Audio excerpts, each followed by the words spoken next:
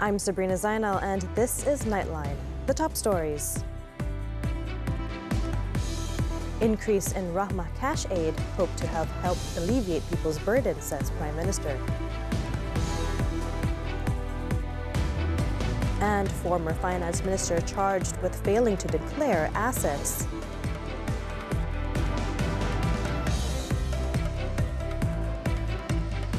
Good morning. We begin with this story. Former Finance Minister Tun Daim Zainuddin was charged in the Kuala Lumpur Sessions Court on Monday with failing to comply with a notice to declare his assets, which include several luxury vehicles, companies and properties in Kuala Lumpur, Selangor, Pahang, Negeri Sembilan, Perak and Kedah. The 85-year-old, whose full name is Che Abdul Daim Zainuddin, pleaded not guilty to the charge before Judge Azura Alwi and claimed trial. He was charged with failing to declare his assets by giving a written statement under oath that did not comply with the terms of the notice dated November 8, 2023, sent to him by an officer of the Malaysian Anti-Corruption Commission, MECC, with the rank of Commissioner on November 14, 2023, to do so. The offence was allegedly committed at the MACC headquarters, Putrajaya, on December 13, 2023. The charge, framed under the MACC Act 2009, provides a maximum prison sentence of 5 years and a fine of up to 100,000 ringgit if convicted. Last January 23rd, Daim's wife, Puan Naimah Abdul Khalid, 66, was charged in the same Sessions Court with failing to comply with a notice by not declaring her property, including Menara Ilham and several properties around Kuala Lumpur and Pulau Pinang. Prior to that, Naimah and her 2 sons were summoned to the MACC headquarters to record their statements in connection with the Commission's investigation against Daim, who is also a businessman. According to MACC, the investigation into Daim was initiated based on information obtained from the Pandora Papers, which disclosed details related to confidential documents of wealthy and influential individuals worldwide hiding their wealth through offshore services or companies outside of their countries. The judge set bail at 280,000 ringgit with one surety and did not impose any additional conditions. And the following are among the assets owned by Daim as mentioned in court, comprising Amanah Saham Nasional Berhad ASB and Amanah Saham Nasional ASN bank accounts, 7 luxury vehicles such as a Rolls-Royce 2-axle rigid body, 3 Mercedes-Benz, a Jaguar XJS HE, Austin Morris, and Ford Prefect. His assets also include a suite in Menara Mutiara Bangsar 8 in Kuala Lumpur, hotels in Port Dickson and Cameron Highlands, and a resort in Pangkor Island. He was also alleged to have failed to declare Puncak Dani Bungalow and Dani Lodge Gotong Jaya in Genting Highlands. Among the 38 companies he owned include a chain of hotels and accommodation centers, tourism agencies, and developers. Meanwhile, at a media conference after his court case, Daim attacked the government leadership by hurling some accusations. Daim also questioned the authority of the MACC and the Attorney General's chambers. Prime Minister Datuk Seri Anwar Ibrahim had several times stressed that authorities are given full freedom to investigate anyone and take appropriate action if there is evidence. He said the authorities cannot be seen as being selective in combating chronic corruption practices in Malaysia. Prime Minister Datuk Seri Anwar Ibrahim on Monday expressed hope that the significant increase in the Rahmah cash aid STR payments this year will be able to alleviate the burden of the people. Anwar, who is also the finance minister, said the maximum STR payment for the household category has increased by over 66% to 500 ringgit from only 300 ringgit last year. In his social media post, Anwar said he acknowledged that the hardship caused by the rise in the prices of goods is a major problem afflicting a large portion of the population. According to him, the Madani government is committed to ensuring a dignified life for the people. The key to national stability, he said, lies in fairness and social justice as envisioned in the Madani economy framework. Payments for Phase 1 STR to 8.2 million recipients began on Monday. According to the Finance Ministry, recipients from the household category with income less than 2,500 ringgit will receive 500 ringgit, while the household category with income between 2,501 ringgit and 5,000 ringgit will be eligible to receive between 100 ringgit and 300 ringgit. Senior citizen recipients with no spouse and single individual will receive 150 ringgit and 100 ringgit respectively. The Negeri Sembilan government has banned foreign workers from living in residential areas in the state. All employers who are currently housing their foreign workers in residential areas will have to move them to commercial zones or centralized living quarters, CLQ, by the end of the year. State Local Government Development, Housing and Transport Committee Chairman J. Arul Kumar said the state government will carry out a program at all residential areas to identify residences being used to house foreign workers. The move is to enable the Labour Department to issue letters allowing these foreigners to continue living there temporarily at the most until the end of the year. Arul Kumar, who is also a Nilai assemblyman, said this after visiting the CLQ at Lodge residence in Nilai on Monday. According to him, there were several criteria for CLQs, all of which have been set by local authorities and the Labour Department. In addition to being equipped with basic facilities for foreign workers, the CLQ also needs to be fenced and constantly monitored to ensure that their rights are looked after, providing them with a comfortable and safe place to live.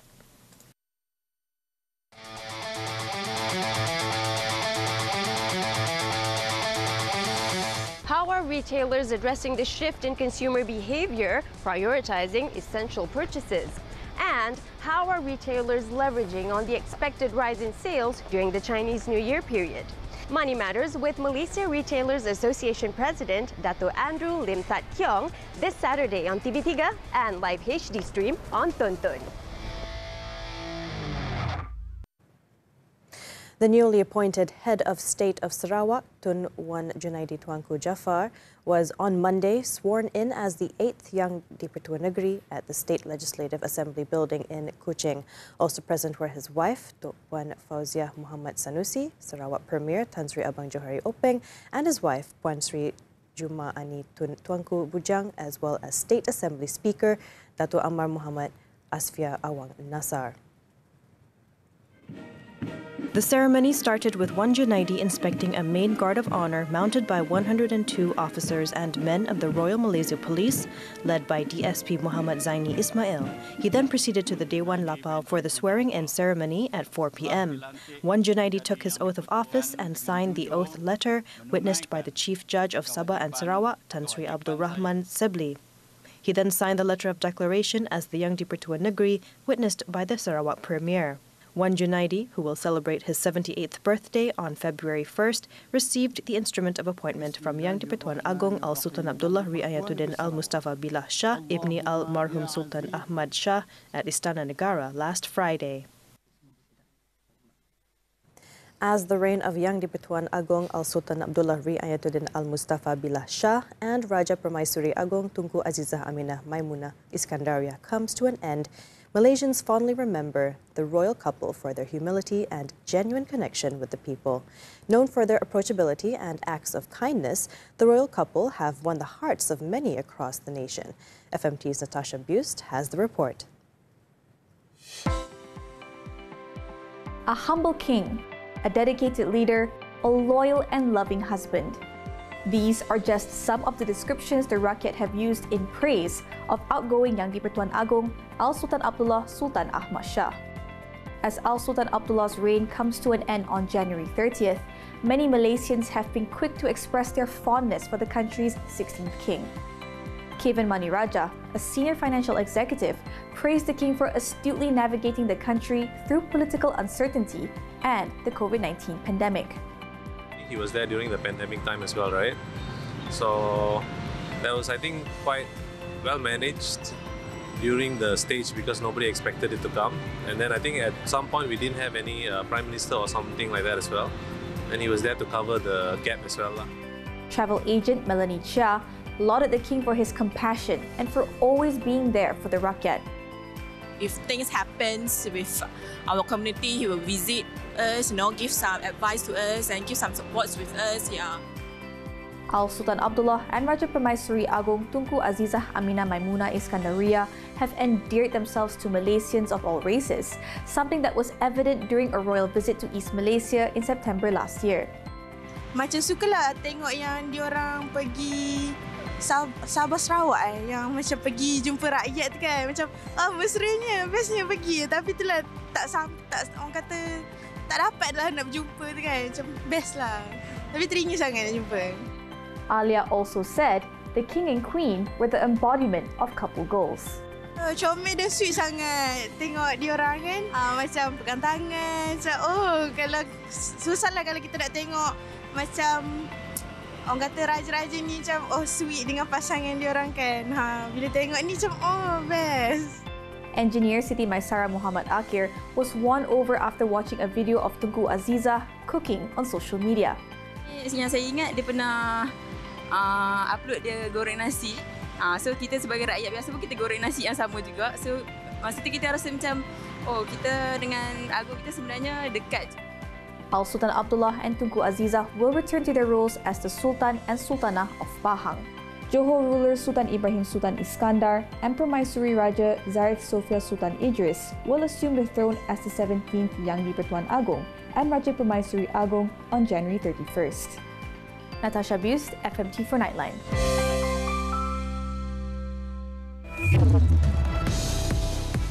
Disposable vapes to be banned in the UK.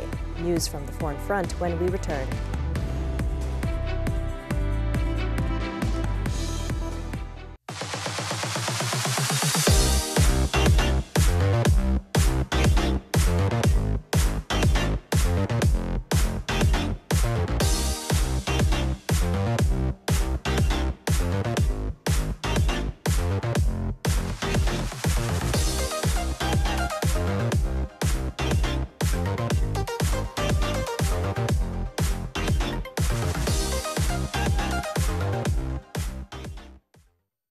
Cinta, dia memilih jalan yang salah. Cakap, kau memang saja nak malukan aku kan?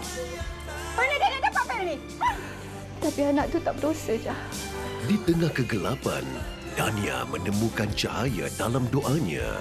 Dania tak nak duduk sini. Saya dekat sini sebagai pembimbing. Cinta bersemi di Wadi Safia.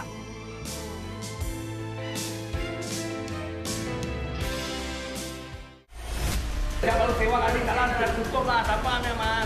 Ada dapat notis tak? Alah. Itu hari saya pagi. Tunggu jangan tekan semua settle mas. Tengok permit. Itu dia punya permit tadi. Pelancong tau, bukan kerja. Itu boleh salah.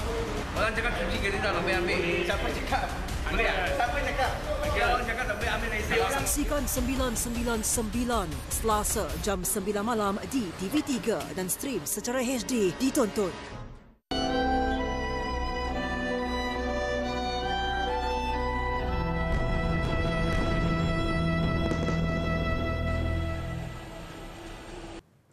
On to the Foreign Front now. The Zionist regime continued to besiege Al-Nasir and Al-Amal hospitals for the 8th day in a row amid intensified airstrikes and artillery shelling of the eastern and western areas of the city.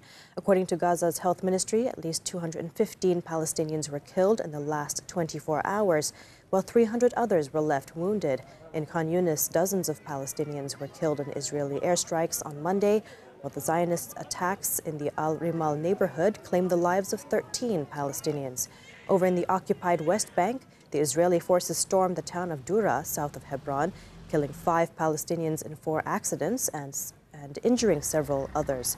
To date, the death toll in Gaza has surged to 26,637 people, with 65,387 others left wounded. Meanwhile, in the aftermath of the recent conflicts in the Gaza Strip, many displaced Palestinians were seen walking out of Khan Yunis and heading further south in search of safety and stability. The already challenging situation in Gaza has left thousands without homes, prompting families to seek refuge in areas perceived as less vulnerable to ongoing hostilities. معاناة صعبة جدا لأن لا ضل في دكاترة في المستشفى ولا ضل في حدا. إنه المصاب ضل مرمى على السرير تبعه لحتى هذه اللحظة لما طلعنا من المستشفى. لا فيش، لا ضل طبيب ولا ضل ممرض ولا ضل شيء الا احنا ضلينا في المستشفى. I hope that it will be finished. Everything is finished and the occupation is gone from here. Anything, the dangers. I don't know what I want to say. I am very tired. All of us here are tired. Where is people? Where are the helpful? Where is it?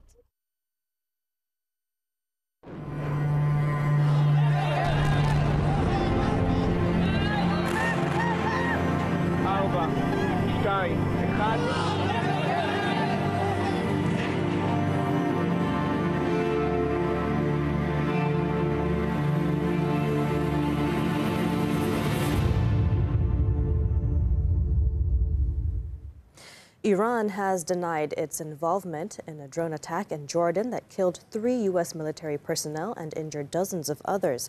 Iran's foreign ministry spokesman Nasir Kanani on Monday said that resistance groups in the West Asia region do not take orders from the Islamic Republic for their actions. He added that Iran was not involved in the decision-making of the resistance groups, including how they chose to defend Palestinians or their countries. The Islamic resistance in Iraq, in the meantime, claimed it was behind the attack.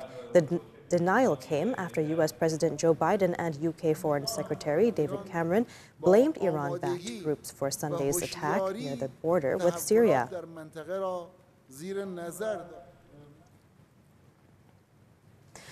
At least 7 people were killed after a small single-engine plane crashed in the Minas Gerais state of Brazil on Sunday. It was reported that the incident occurred when the single-engine plane en route from Campinas in Sao Paulo apparently broke up mid-air and crashed at about 10:30 a.m. local time in the mining town of Itapeva.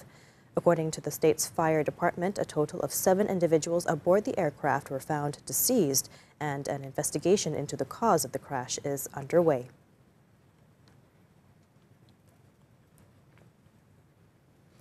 Moving on now, British Prime Minister Rishi Sunak on Sunday has announced a ban against disposable vaping in the country, aiming to tackle the rise in vaping among youth and in order to protect the health of children.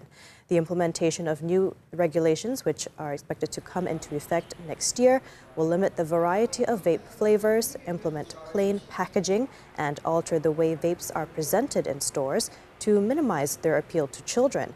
New fines will also be introduced for shops that sell vapes illegally to children. Sunak, however, suggested that adult smokers trying to quit would still have access to alternatives for vapes under the proposals. The measure comes as part of the government's response to its consultation on smoking and vaping, which was launched in October last year.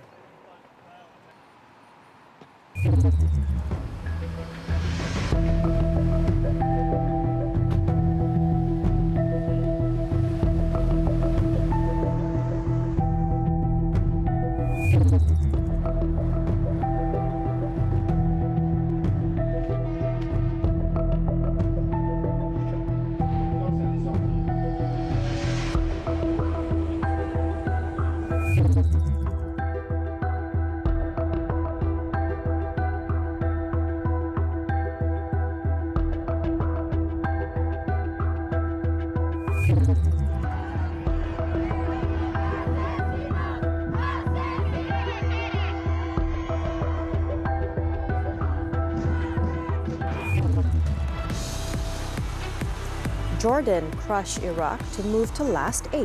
Sports after this breather.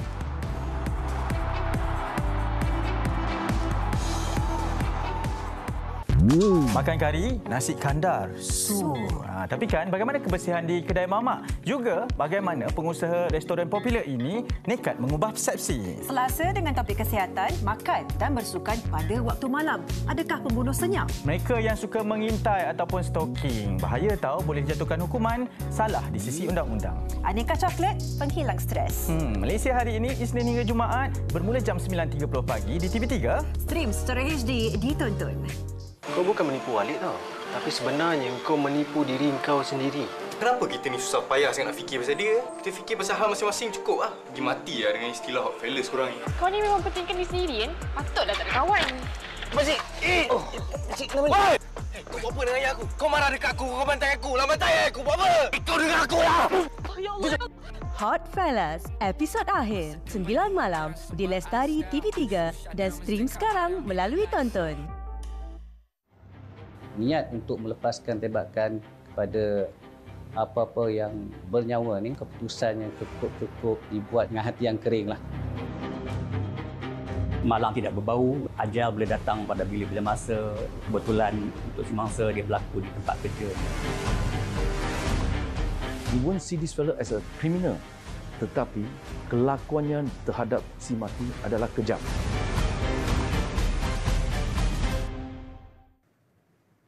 We're back with sports football. The AFC Asian Cup. Jordan showed amazing resilience to secure a 3-2 victory over Iraq in the last 16 clash at the Khalifa International Stadium on Monday. Jordan took the lead just before the interval through Yazan Abdullah Aid Al-Naimat.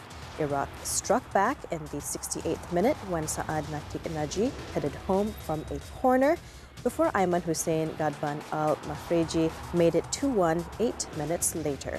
However, Iraq was reduced to 10 men shortly after as Ayman Hussein received a second yellow card for celebrating excessively. Jordan took full advantage of the extra man as Yazan Musa Mahmoud Abu Al-Arab equalized for Jordan in stoppage time. The comeback was complete when 2 minutes later, Nizar Al-Rashdan secured their spot in the quarterfinals by curling his shot past the keeper.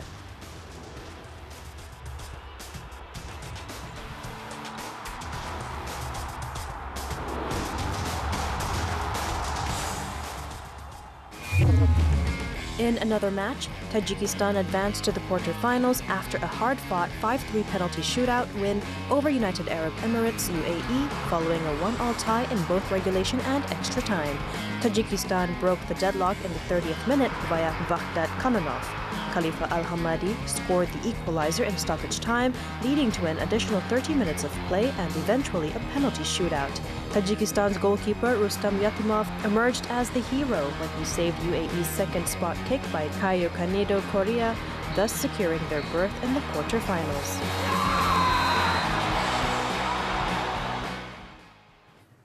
Still on football, the English FA Cup.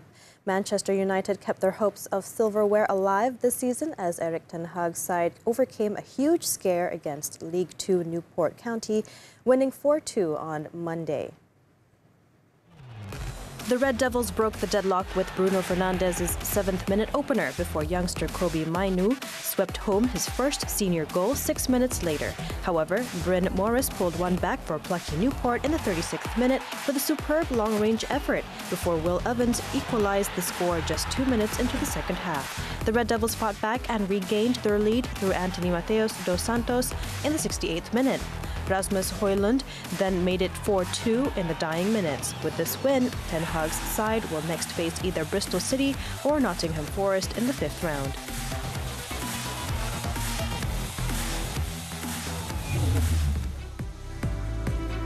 When Nightline returns, 3 killed in Kota Tinggi crash.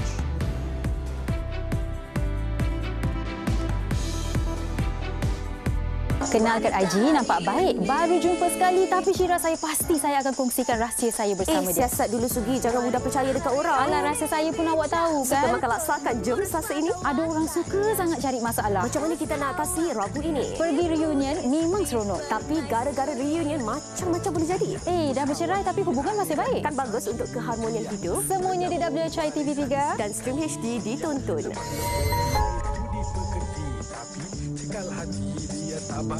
Mama, ada orang datang.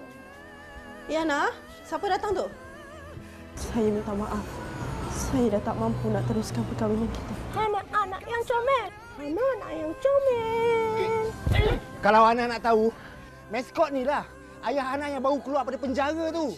Dia jahat, anak. Menanti Senja, Isnin hingga Khamis 10 malam di Samarinda TV3 dan stream sekarang melalui Tonton.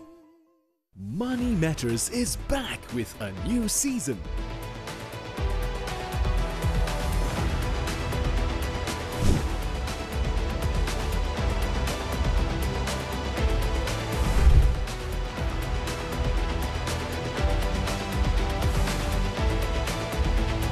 Your key insights into finance, Money Matters, every Saturday, 5 p.m. Only on TV3 and stream now on Tonton. Thanks for staying with us. Malacca police have arrested a 26-year-old man for hitting an elderly woman following a confrontation over open waste burning at Tanjung Kling. Malacca Tengah District Police Chief Assistant Commissioner Christopher Patit said the suspect was detained at his home at midnight on Monday. The incident was also caught on closed-circuit television, CCTV, and posted on social media. Preliminary investigation revealed that the incident occurred at 1:20 p.m. on Sunday when the 76-year-old victim met her neighbor, who operates a glamping site, to confront him over frequent open burning of waste in the area. The victim also told her neighbor that smoke from the opening burning had entered her home and caused health issues to her. A verbal spat erupted between the two, where the suspect repeatedly slapped and punched the woman. The victim fell as a result of the blows and sustained injuries. The suspect also threatened to hit her with a blunt object. The victim's grandson lodged a police report on the same day, and police have classified the case as criminal intimidation.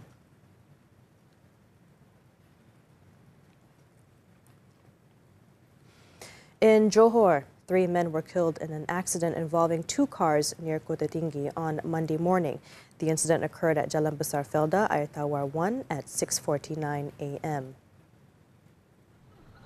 The deceased were identified as 46-year-old Nur Azman Abdul Rahman, a teacher at Sekolah Menengah Kebangsaan Air Tawar, as well as Amirul Ashraf Zulkifli and Muhammad Amirul Faiz Azmi, aged 28 and 22, who worked at a water theme park in Desaru. Nur Azman was driving his Proton Gen 2 to work from his house in Bandar Penawar when his car crashed with a Pro 2 Myvi carrying Amirul Ashraf and Muhammad Amirul Faiz. The impact caused 2 of the victims to be pinned in their cars. A team of 7 firemen from Kota Tinggi Fire Station was dispatched to the scene and had to use special tools to extricate the victims. However, all 3 victims were confirmed dead by medical officers at the scene. The bodies of the victims were then taken to the Kota Tinggi Hospital Forensic Unit for post-mortem. The cause of the crash is being investigated under the Road Transport Act. Niat untuk melepaskan tembakan kepada apa-apa yang bernyawa ni, keputusan yang cukup dibuat dengan hati yang kering lah. Malang tidak berbau, ajal boleh datang pada bila-bila masa, kebetulan untuk semangsa dia berlaku di tempat kerja. You won't see this fellow as a criminal, tetapi kelakuannya terhadap si mati adalah kejam.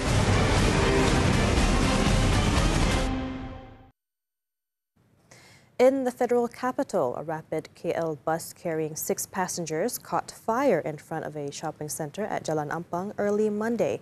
In a statement, Rapid Bus Sendirian Berhad said its bus was traveling from Taman Mulia Jaya to Lebuh Ampang when the incident occurred at 10:52 a.m. The bus driver noticed smoke coming from the back of the bus before he stopped the vehicle and asked the passengers to disembark. He tried to control the flames from spreading by using the fire extinguisher on the bus. The driver and passengers did not suffer any injuries, and there was no reported damage to public property. Keramat Fire and Rescue Station Operations Commander Fabil Yassin and 6 firefighters were deployed to the scene, where they found the fire had consumed the back of the bus. He said the cause of the fire is being investigated.